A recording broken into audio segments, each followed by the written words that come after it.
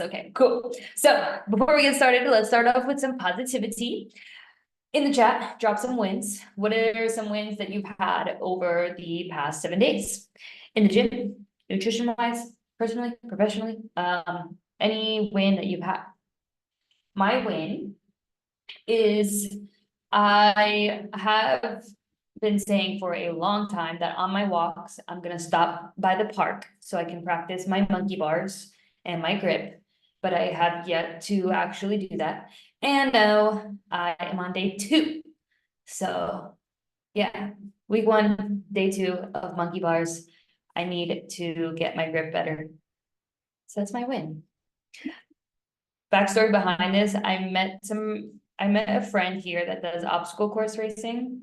And as you know, I also love Spartan racing, and he's really good. He's like, oh, sometimes we need like girls on our team. And I'm like, I need to get my grip better. So that's why I am now doing monkey bars on my daily walks. Got out of my comfort zone and asked about joining a women's basketball league. Ooh, exciting. That is a comfort zone. I would be nervous. Baking some tofu instead of chicken for a salad. I like, ooh, I like. Just had tofu. There's so many ways to make it. When I first made tofu, I think it was the worst thing I've ever made in my life because I had no idea what I was doing. It was a good thing I didn't judge it off of that. So if anybody's ever not made it, it gets better. Any other wins we could put in the chat, and then we will get started. If you're driving, if you are working, that is cool. I totally understand. And let me share my screen.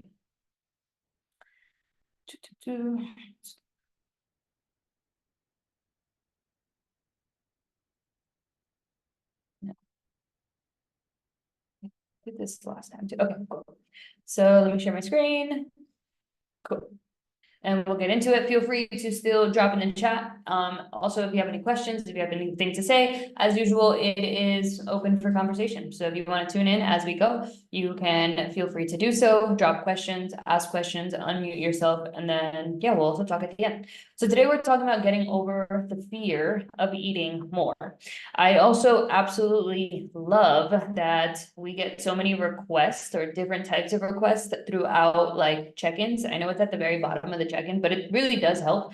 So if you ever have any topics, like feel free to put them in there. I usually keep like a library and then I go through them.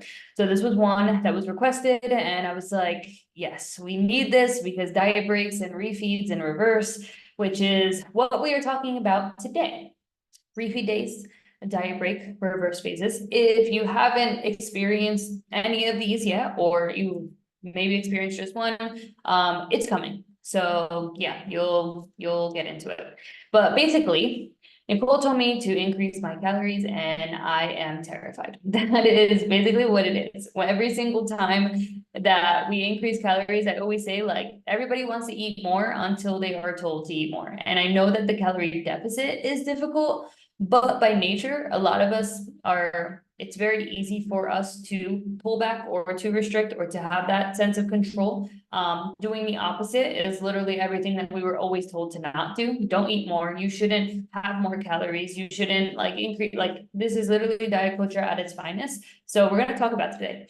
Now, there are different phases that I've probably put you through. These are just like 2 examples, right? Maybe you went through a deficit and then you get a diet break, then we push again, and then there's a reverse, and then there's a maintenance.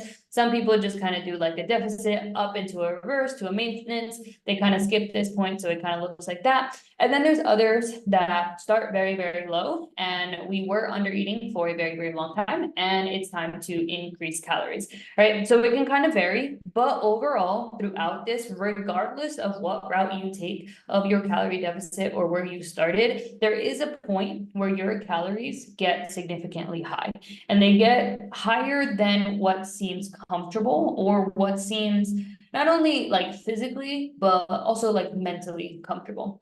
All right, so first, before we start this, I want to talk about what happens when we stay low calorie for too long.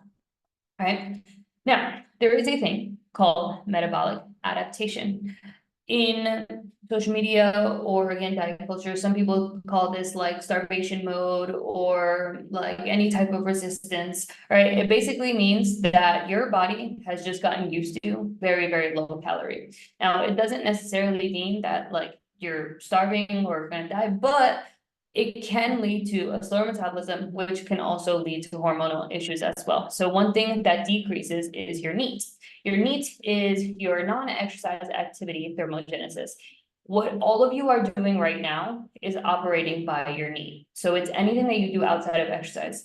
It's walking, it's cooking, it's breathing, it's talking, it's working, like all the things.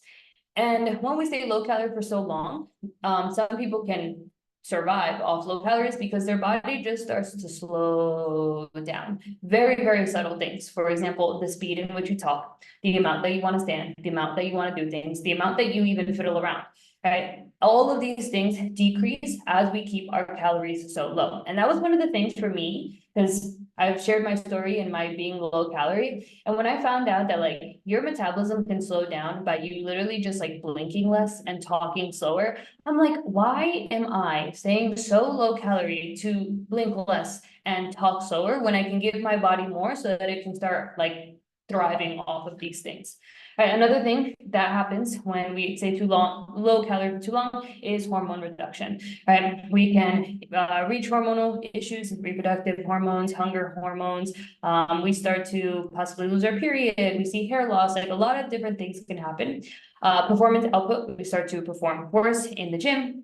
Thermic effect of food, because you're eating less, the amount that you're burning to digest is obviously going to be less because less is coming in, so less is coming out as well. And over a longer period of time, body changes become more resistant because again, it is difficult to bring calories lower if your calories are already too low, right? So I've mentioned my story again. I have been there. I have definitely done that where I was just super, super, super low calorie for way too long. And when I talk about like thriving versus surviving, some of us have already felt that, but I definitely have felt that as well. My hormones were all over the place. I didn't have a good connection with my hunger, like my period was off, all of the things.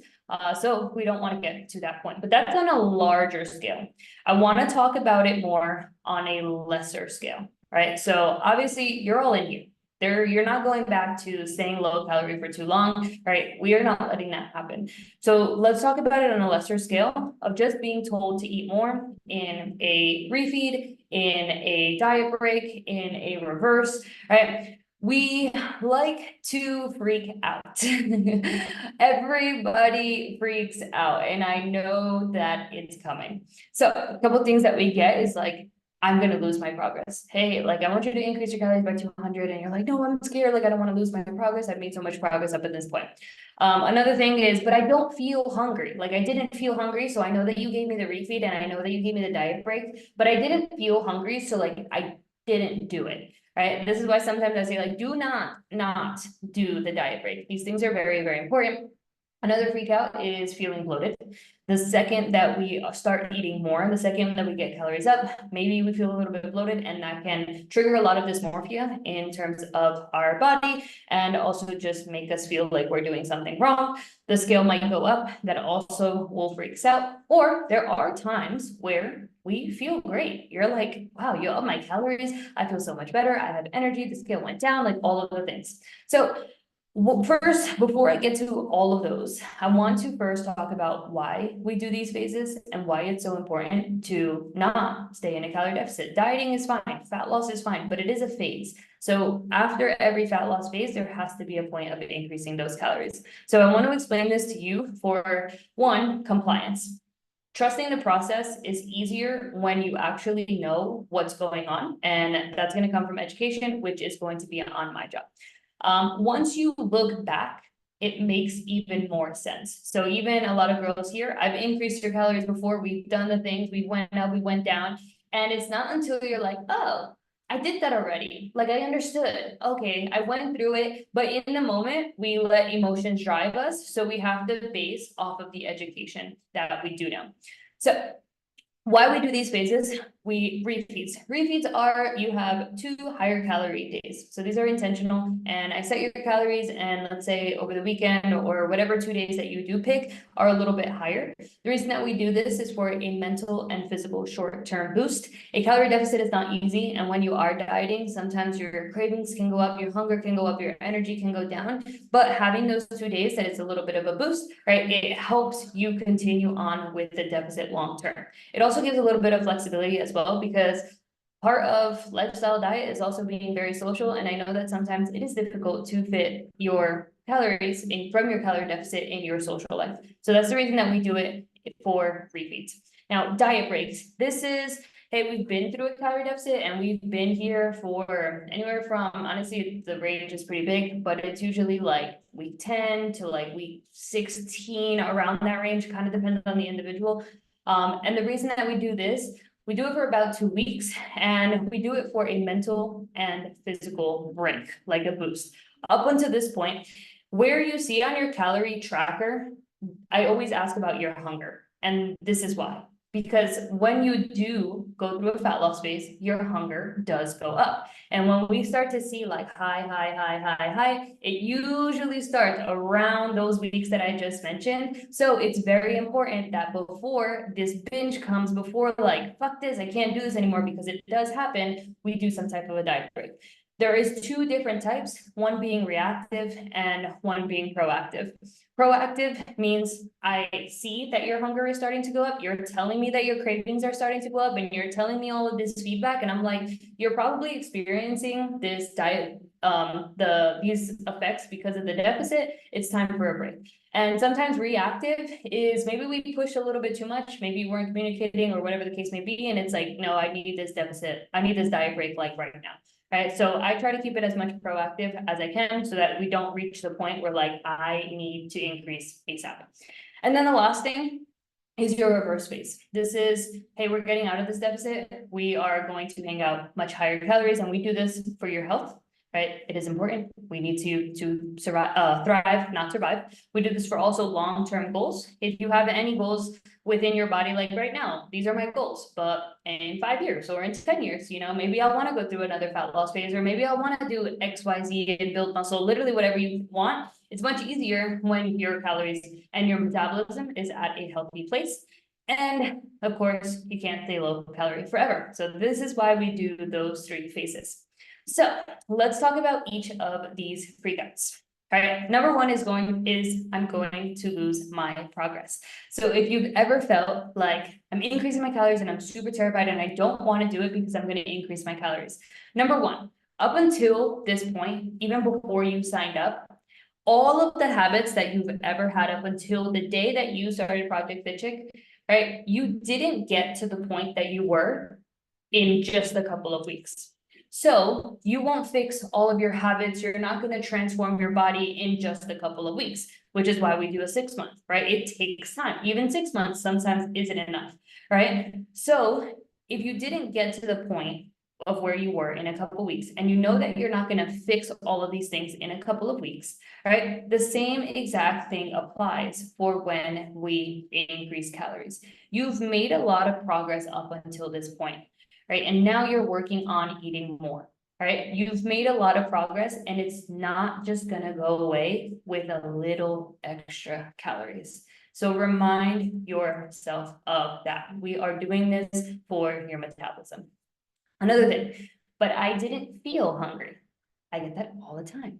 I didn't want to increase my calories. I know you told me to, but Nicole, I just didn't feel hungry, right? Just because you're not hungry doesn't mean that you shouldn't follow the protocol. And I know that sucks, and I hate saying it, and it's very difficult, but we have to make sure that we are getting your calories to a healthy place. And if your hunger signals are not communicating enough, we have to make sure that we are still following protocol, because it is good for you and it's good for your results. Another thing is, again, your metabolism. We do this for that reason. So if you get a refeed, if you get a diet break, if we do a reverse, if you do not feel hungry and you're like, I'm just gonna go back to the other calories, don't do that. We do this for a reason, and hopefully you're learning that today. Another thing is I feel bloated and the scale went up. This used to freak me out. So number one is you have more food in your system, right? So you step on the scale, you have more food in your system. It is normal that it goes up. You're also holding water. So it's like if you weighed in right now, and then you weighed in with a cup of water and a plate of food, and then you would notice, oh, the scale went up. Well, yeah, it's because I'm holding two things, right? So the same exact thing is happening. When we increase calories, you're weighing in with more food in your system and you're holding on to more water. Another thing is you're not used to eating more. So sometimes like feeling full can feel the same as feeling bloated as well. And you're also not used to not being depleted. I've mentioned this on a call a while ago. You will never be as lean as your leanest calorie deficit. So that last calorie deficit, like whatever your calories were, whatever amount of leanness that you were, you're never gonna be that lean because at that point, you were also depleted of food and water. And that's why it's so difficult to almost compare where like the last day of your calorie deficit, I feel super lean, like, but you're also in a calorie deficit. I hope that kind of makes sense. But it is normal, and this is something that was difficult for me, but it kind of made sense when I went through it. If you're in a calorie deficit, you are 100% lacking in food and in water. The moment that we get you to a healthy place, you just start to hold on to more food and more water. So that is super normal. And the last part here of just feeling bloated, there's no research behind this, but I also do believe that a lot of it is mental. When we freak out and when we stress and we put so much stress around food, it can really feel like, you know, I feel bloated, I shouldn't be eating, and it's almost like that food isn't responding for us. So as best as we can to kind of flip that into a positive. Now, everyone does respond differently. And I usually tell you like, hey, I'm increasing calories, 200 calories, like, hey, this might happen, which is everything that I just mentioned. The scale might go up, you might feel bloated, you might feel full, like all of these things, or it could be the opposite and you could feel great. Like the scale goes down, you feel leaner, your hunger increases, your energy and your performance increases. There's really no telling who's gonna be what. So I usually just say both sides, because one of them is going to happen and I don't know which one it is, because it just depends on the individual. So what should we focus on to make this process a better experience? One is the education.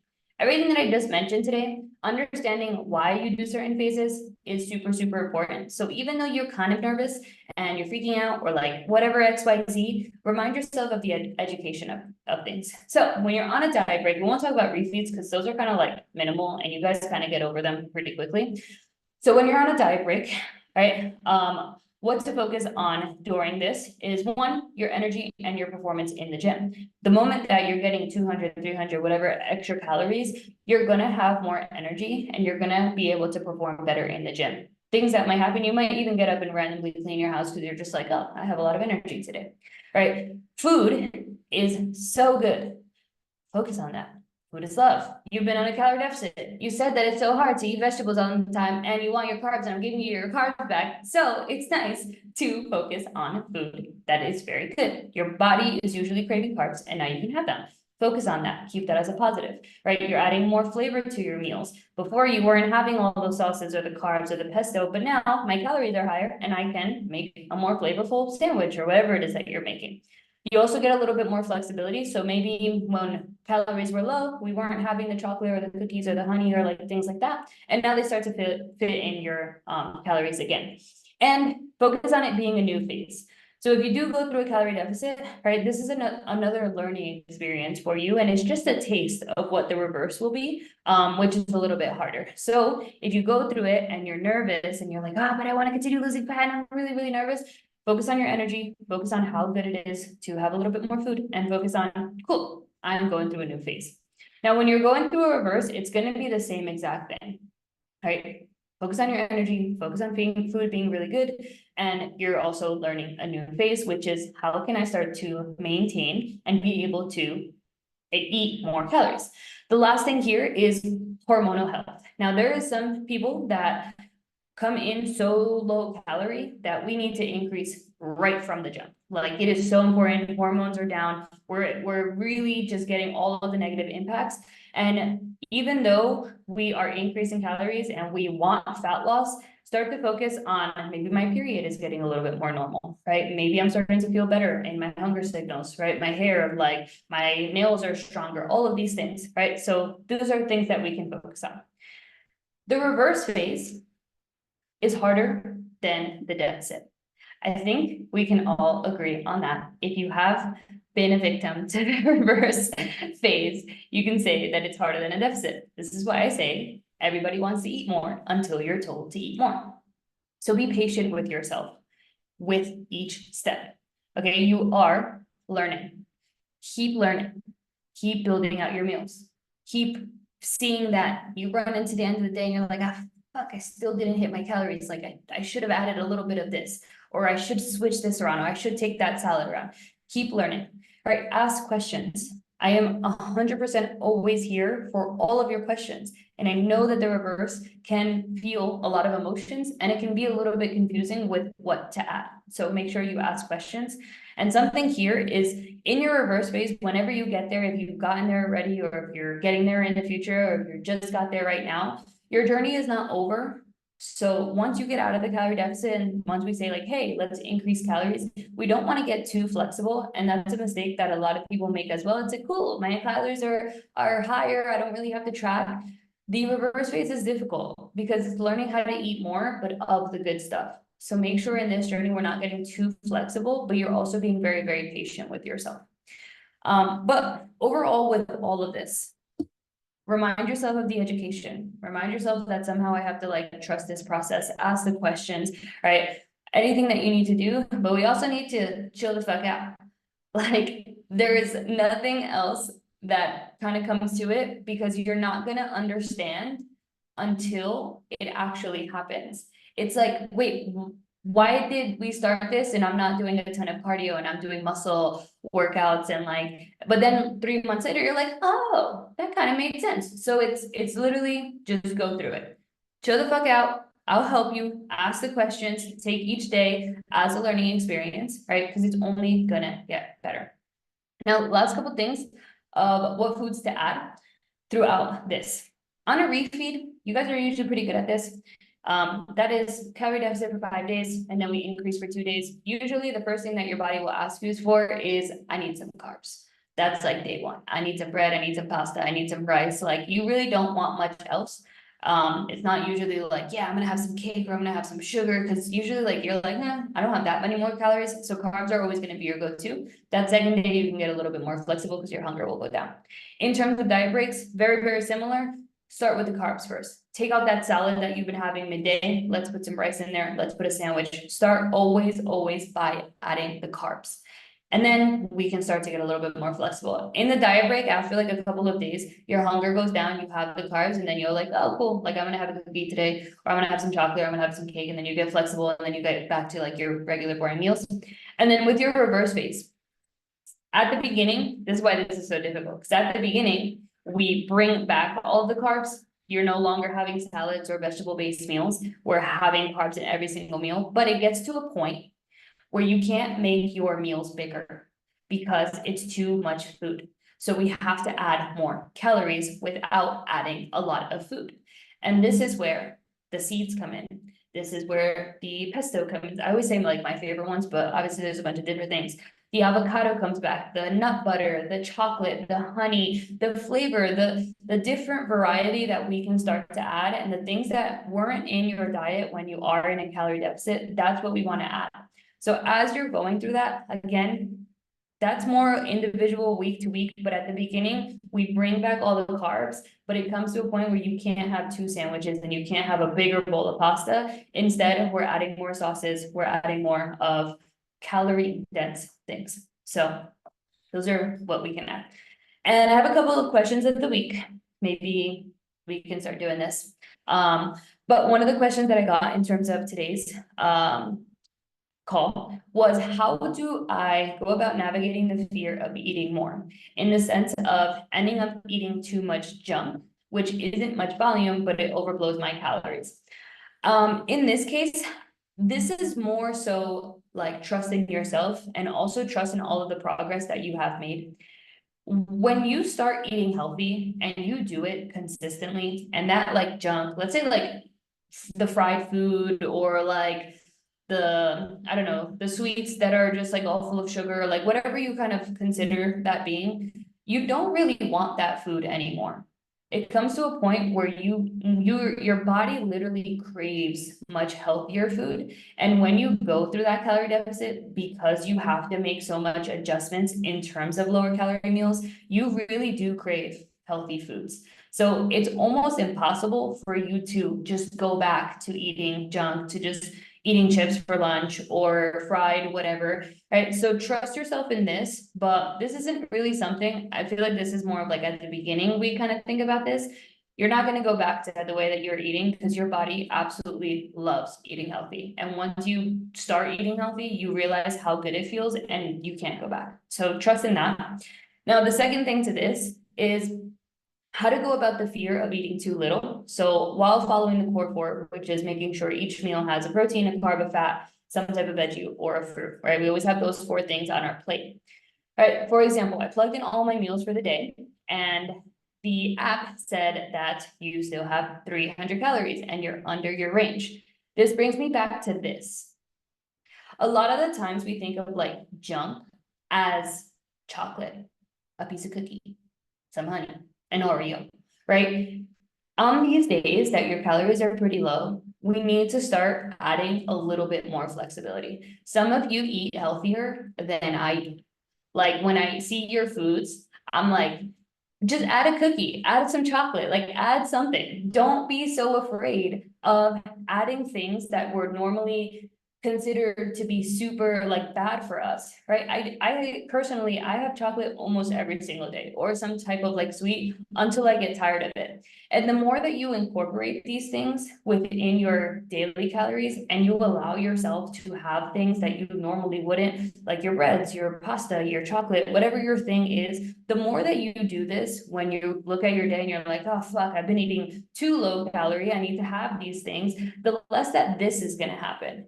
All right, you're not going to want to go back to that junk and binge on it because you have it every single day.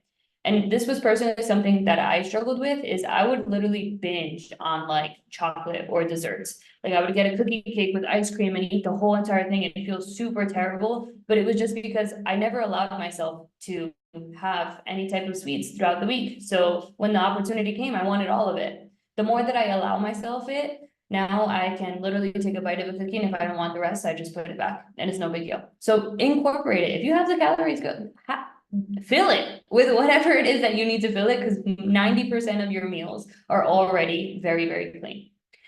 And the last question here is how to navigate perfectionism when it comes to tracking. Will this get easier once you finish the calorie deficit and shred phase? Yes. A calorie deficit can almost, and I like to educate and talk a lot. What a lot of people come to me as well, like, oh, I don't really have a good relationship with food. When I track, like it gets really neurotic. And then I'm like, what did you track at? They're like 1,400 calories. I'm like, well, that's why you feel like you don't have a good relationship with food. You've been tracking at 1,400 calories for so long. That's really not a lot of food. So when you're in a calorie deficit and at any point, if you feel like, you're being super perfectionist, that can be different for a lot of people. So one, communicate that with me because I want to know what your definition of perfectionism is. If it's you're measuring out your tomatoes and your cucumbers, then we'll talk about it. You definitely don't have to do that. Like all of those little nitty gritties, like the spray that you put up the oil, like it doesn't have to be that deep. And I'm here to help you with that. But it's definitely much more strict when you are in a calorie deficit, right? Even for myself, I hate cutting. I talk about it all the time. I'm the most dramatic dieter because it's a lot of work. When we go on a calorie deficit, we do have to make these adjustments. But once you're at maintenance, your hunger goes down, your cravings go down, all of these things go down, and it just becomes a lot easier and you don't feel that sense of perfectionism. So if you do feel this, we actually have a call. I think it's the one that's how to make a calorie deficit not suck. And I talk a lot about this. Or no, there's another, the Food Freedom Call. There's one on those. So if you want one of those, I can send it to you. It dives much deeper into this and it helps you feel a little bit more seen. But as I mentioned before, some of this doesn't really make sense until like 6 months later, where you turn around and you're like, oh, that's why I was feeling that way. Oh, okay, this makes sense. All right, and yeah, that is it for today. That was actually pretty long. Was it long? Oh, no, it was okay. Cool. So as always, remember our motto that food is love and strength is power. And I know that it's scary to eat more, but food is love, and make sure that we are continuing to add more of it when time is needed. Ooh, I feel like I was talking forever there. Do we have any questions or we want to share anything? I will leave it open for right now. Let me get a sip of water. I got something to share. Talk to me. Talk to us. It's about the whole you don't really crave things eventually, because growing up I was a hot Cheeto girl. I still am a hot Cheeto girl, but I was obsessed with them. I went through my own journey with getting a really good relationship with food, and now I have like 2 or 3 different types of hot Cheetos in the house, and they've been here for weeks. I touch them every once in a while. It's not something that I'm constantly looking at, trying to see when I can fit it into my meals or anything like that. It really is something that eventually your body will say, hey, it's cool. It's not what you need right now. And it's really awesome when you reach that food freedom, because you're no longer trapped. You're no longer feeling overwhelmed or drowning under the idea of, I can't eat XYZ. So everyone look for it. It's great. I love that. I have the same, which reminds me, I have Oreos in my pantry, and that was like my kryptonite. I would eat the whole sleeve and feel like super terrible. I forgot those were there, and then they went stale. So it kind of does go back to that. If you allow yourself to have a little bit, for her it's chips, for me it's sweets, I have a little bit, and then eventually it's like when you want it and you have it. But sometimes getting to the point where that thing that you always wanted, you kind of don't want anymore, is actually like really freeing. So thank you for sharing that. Would anybody else like to add? Maria? Yeah. Hey. I think I always talk about this, but I always like to bring this up because, like, learn from my mistake. I was in a calorie deficit for 4 fucking years because none of my trainers ever told me, like, hey, you should get out of this deficit and start eating more food and all this shit. But I was a little crazy 4 years ago because that's when I started my fitness journey. I was like, and I wasn't really loving my body. That's another issue too. But now I think I have this really good relationship with food and being in a maintenance phase, because right now I'm eating 20-50 and my lifts are just getting fucking phenomenal and I love it. Yeah. So don't be in a calorie deficit for 4 years, because then you'll end up gaining weight. Because I gained, well, I don't want to scare anybody, but this is my own metabolism, my own fault. But my metabolism was just fucking shot. Yeah, thank you for sharing that. I think some of us actually have gone through that, like even myself. I know we have members as well, like in such low calories for so long, the moment that we increase, your body's like, whoa. So definitely learn from our mistakes if you haven't gone through that. And focus on your lifts. That's my number one. Every time I increase calories, I'm just like, how much more can I lift? How much better do I feel? Like, I want to go for a walk right now. Why? And those are all like really, really good things. No, yeah, sorry, one more thing to add. I Go. do like to mention that when I was eating a lot more, I did like my deadlift max was 225 for 10 reps, which is really fucking impressive. So I can't wait to go back there again. That is amazing. That is a goal for sure. Anybody else want to add anything? Questions, concerns, stories? No? Okay, cool. If you're watching the recording, feel free to shoot me your questions. I always get questions the next day. So I feel like you guys kind of let this marinate and then it's like, wait, I actually had a question. So they are always welcomed. And last point that I will make, if you ever struggle with literally this or anything, somebody in the group has went through it. So if you kind of feel like, oh, Nicole, it's so easy for you to say, I understand that. And I know, so lean on each other. And if you're ever not sure, put in the group, hey, I'm feeling XYZ. Get a different perspective from somebody that just went through it or is going through it right now, and it's very, very helpful. So yeah, that'll be the last thing. All right, I'll let you guys go. I'm gonna go to sleep really early. I'm tired. I hope you have a beautiful night, and I will talk to you all soon.